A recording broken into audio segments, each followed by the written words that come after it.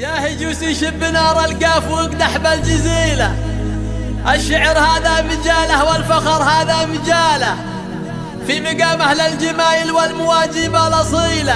يا هجوسي شب نار القاف واقدح بالجزيلة، الشعر هذا مجاله والفخر هذا مجاله، في مقام أهل الجمايل والمواجب الأصيلة. مرحبا مرحبا في محفل العز ورجاله، مكرمين الضيف دربين الخصال. مرحبا والهيل قد الناس والمباخر عن يمين وعن شمال، عند شيخ يفرح الضيف هالجاله وما يقلب في الصحون الا الجزال.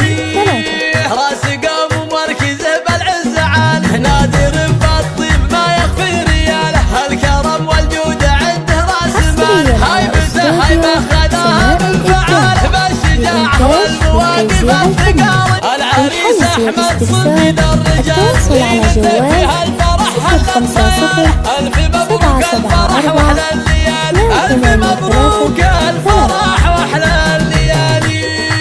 هذا احمد والنعم تزهى فعال، بالمراجل ينضحك ترى الفعال، احمد اللي الارتكال الحمل شاله، المواقف يقدموه ما يبال، والنعم باخوانهم اهل الشكاله، عزوة من بدن سود الليالي، روس قوم اهل عز واهل الطاله، لابت تاريخها مجد وبساله، كايدين وشامخين كالجبال. مرحبا في محفل العز ورجاله، مكرمين الضيف دربين الخصال. مرحبا والهيل قد الناس ناله، والمباخر عن يمين وعن شمال، عند شيخ يفرح الضيف هالجاله وما يقلب في الصحون الا الجزال.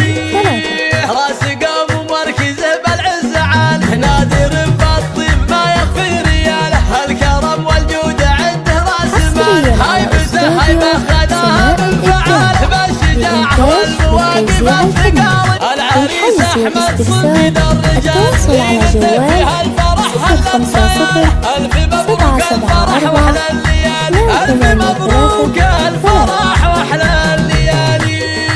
هذا احمد والنعم تزهى فعال، بالمراجل ينضحك ترى الفعال، احمد اللي الارتكال الحمل شاله، المواقف يقدموه ما يبال، والنعم باخوانهم اهل الشكال،